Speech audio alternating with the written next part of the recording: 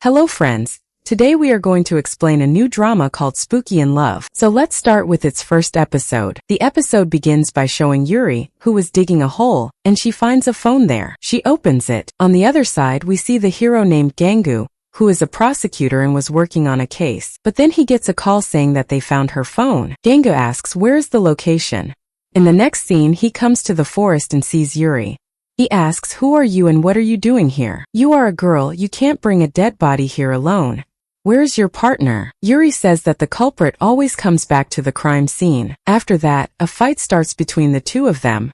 She kicks him again and again. Both of them fall down together. They end up on top of each other. But then two policemen arrive and see them together and say, we know it's dark, but you can't do this here. Both of them shout together that it's not like that. In the next scene, all the police officers arrive there. Yuri talks to Gangu and says, I can file a case against you. Why did you attack me? Gangu says, you kicked me, I can file a case for that kick too. By the way, you're the strange one here. How did you know a dead body would be found here? Meanwhile, Gangu's friend Pyledong, who is also a prosecutor, was calling him. Gangu looks around but Yuri is not there anymore. He tells Pyledong, I was talking to a girl, did you see her? But Pyledong says no. We see that Yuri is close by, standing with the man whose body was found here. She tells the man the culprit will be caught soon. Now you can go and marry a good person in your next life. By the way, is there really a next life? She starts talking about her own life and how it's going. But the man has already left. Yuri says, whenever I talk about myself, everyone just leaves. After that, she remembers a scene from 6 years ago where she is with Gangu, who shows her a ring and says, I want to marry you. Yuri says, are you sure? If you stay with me, you'll be scared. You'll have to go through all this every day. But Gangu says, people say all kinds of things about you, but I don't care. Give me your hand. She takes off her glove, and he puts the ring on her finger. In the next scene, the news reports that two big people are getting married where Yuri and Gangu are shown. Yuri was waiting for Gangu. Gangu comes running and says, there was a lot of traffic, let's go to my zone. But then he realizes he left the ring in the car. He tells her, I'll be right back. Now he is inside the lift, and just as he's about to step out, he sees a lot of water in front of him. He closes the lift. Water starts coming into the lift. He doesn't know what to do. He starts drowning in the water. On the other hand, Yuri sees that it's raining outside. She goes to Gangu, who is in the parking lot, soaked in water. But he says, don't come near me. I only touched your hand and look what happened to me. A ghost did all this to me. We can't be together anymore. Forgive me, I won't marry you. There's a ghost standing behind Yuri. He says, I'm not going to update this. After that, he runs away like this. In the next scene, we see Gangu in court working on his case. There's a man named Changjae. It's said that he killed his girlfriend, but there's no evidence. The judge has already said he's not guilty. Everyone starts shouting that this can't be. Anyway, Gangu loses the case. He comes outside where Changjae is right in front of him and asks, how does it feel to lose? Gangu says, I'll appeal. Changjae says, don't you understand what the judge said? Now you can't do anything. Gangu says, right now I don't have any evidence, but before I appeal I'll bring evidence, you'll see. Changjae says, fine, you keep doing your law work and I'll do whatever I want. Pyledong comes to Changjae and says, the boss wants to meet you. Later we also see that his name is Sangu, who is the chief prosecutor. He tells Gangu, you'll have to drop the case. Gangu asks, why is that? Sangu says, you already know his father is an assemblyman, and there's pressure on me from above, I can't do anything. But Gangu had already said, I will never do that. He comes outside. Pyledong says, what are you going to do now? Are you going to give up? But he refuses. Just then, his grandmother Mei-sun calls him and asks him to come to church. But don't go near the last toilet because a ghost lives there. In the next scene, Gangu comes to fix the light. He looks at the last toilet. The door is open. He feels like someone is there. He turns on his phone's torch and comes to check. There's a ghost right in front of him. At least that's what he thinks. But after he runs away, we see that it's just a broom. In the next scene, we see Yuri, who is at her hotel with several employees behind her. Yuri suddenly hits the brakes. The employees come close to her. She tells them, keep your distance from me. Just then a little girl comes running and bumps into Yuri and starts crying. Yuri wants to touch her but she can't. The girl's mother comes, says sorry to Yuri, and takes the girl away. Yuri's secretary says the chairwoman wants to meet her. We also see the chairwoman, whose name is Kangja, who is Yuri's grandmother. Along with her is Yuri's cousin named Hari, and another cousin named Dongjun. Their mother, named Gei, is also there. Hari is watching the news about Changjae and tells her grandmother, look, he hasn't been proven guilty, I can marry him. Just then Yuri also arrives. Kangja asks Yuri, what do you think, what kind of person is Changjae? Is it right for Hari to marry him? But Yuri is against it. She says he's nothing without his father, because his father is an assemblyman.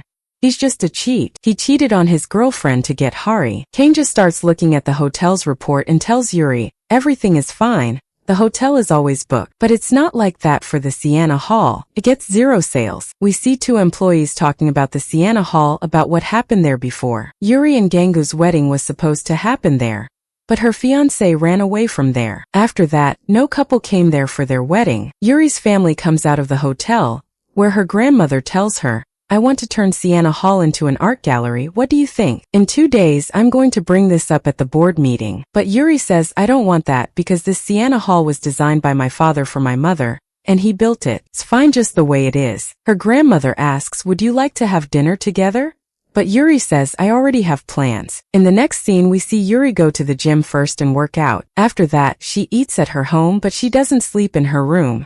She sleeps in a tent. We see Gangu, who is at a restaurant with his friends talking about work. Along with that, he was watching the news that Changjae has started playing golf again and is training for it. Meanwhile, Yuri is walking around her house, where a ghost is approaching her. Yuri sees his shadow. She suddenly comes out of the tent and says, stop scaring me. Just say whatever it is you want to say. However, we don't get to see who the ghost is. Yuri says, fine, let's go. Yuri remembers this scene that she had once talked to a shaman and told her, I can see ghosts. The shaman says, fine, you'll only stay alive if you help the ghosts. On the other hand, we see Gangu, who was taking Pyeongdong home. He was very drunk. He stops a taxi and sends him off from here. He goes inside a convenience store. A car stops outside where a man comes inside the store. Gangu notices the man, looking at him from top to bottom, and starts feeling suspicious of him. Yuri also arrives in her car and asks the ghost, is that their car? He nods yes. Yuri says, I'm not a police officer, what should I do now? After that, she goes to a telephone booth and wants to call someone. The man comes out of the store and gets into his car. He starts reversing his car. Yuri crashes into his car. He drives away from there in his car. Yuri sees all this and gets into her car to follow him. But just then Gangu also arrives and says, this is a hit-and-run case, I'll help you. Yuri asks, who are you? Why would you help me? But then he looks at her closely and says, aren't you the one who was digging a hole? She also recognizes him and says, I don't need your help. Gangu says, I was suspicious of them, he's some kind of suspect. Come quickly. I'm not some random guy. He shows his ID card and says, I'm a prosecutor. Yuri has to listen to him after that, and both of them go together. They follow the man's car. The ghost was behind them, and Yuri was guiding, telling him where to go. But first, the car gets lost, they can't find it. Gangu says to himself, who is she talking to? Yuri drives her car in such a way that she figures out where their car is. But then Gangu notices a black monkey toy on their car. Then he remembers the scene with his grandmother, where she had told him to stay away from girls born in the year of the black monkey. Yuri brings her car in front of their car. The men stop. Gangu gets out of the car and starts fighting with the man, but another man was about to attack him from behind. Yuri arrives at just the right moment and hits him on the head with a bat. Gangu was lying on the ground. Yuri wants to help him up, but Yuri doesn't want to touch him, so she helps him up using the bat instead. As soon as he stands up suddenly, both of them look at each other, but after that they move apart. Gangu says, this is a hit-and-run case, if you need any help, let me know. But Yuri says it's not that, it's something else. You check the car's trunk. As soon as he goes to check, there's a dead body inside. This means the ghost we saw was actually a taxi driver. The driver is right there, remembering what these thugs did to him and how they killed him and locked him in the trunk. He looks at Yuri, who was saying goodbye to him, and the taxi driver's soul disappears from there. Gangu watches Yuri leave and says to himself, this is impossible. Night he comes home. He says to himself, who was she? Is she some kind of ghost? How did she know there was a dead body there? In the morning he comes to work. Pyeongdong starts talking about the taxi driver case and asks, how did you catch the criminal? Gangu remembers the whole scene and says, it doesn't matter, you tell me what you found out. Pyeongdong says, someone made a call from a telephone booth here, but we don't know who it is. You can look at his sneakers, they look very expensive. They find out that there are only 3 such sneakers in the country. One pair belongs to someone who has already gone to him, but in the next scene we see him arrive at the hotel. He talks to a girl there asking about Yuri. The girl tells him you can't meet her just like that, you need to take an appointment to meet her. But just then he spots Yuri. Yuri also sees him and says to herself, what is he doing here? She tries to run inside. He comes after her too. The chase goes on for quite a while. Yuri enters a room and hides there. Gangu comes in too and starts looking for her. But then he realizes that some employees are coming. He hides inside a locker. The employees were talking about Yuri, about how she is. They say she was just the same 5 years ago too, she hasn't changed at all. A little girl bumped into her and started crying. She should have helped her, but she didn't do that. She always keeps wearing her gloves. But just then they look ahead and see Yuri standing there. Yuri walks away after seeing them. Gangu comes along too. Yuri comes into her office. Gangu is still following her. He sees a file on the desk in front of him and wants to check it, but the file falls to the floor. Yuri realizes that he's come here too. She comes near the door. Gangu also arrives at the door. She opens it suddenly. Yuri was about to fall down, but he catches her hand, and with this, episode 1 ends. So guys, let me know in the comments how you liked the first episode. Now we'll meet in episode 2. Until then, bye.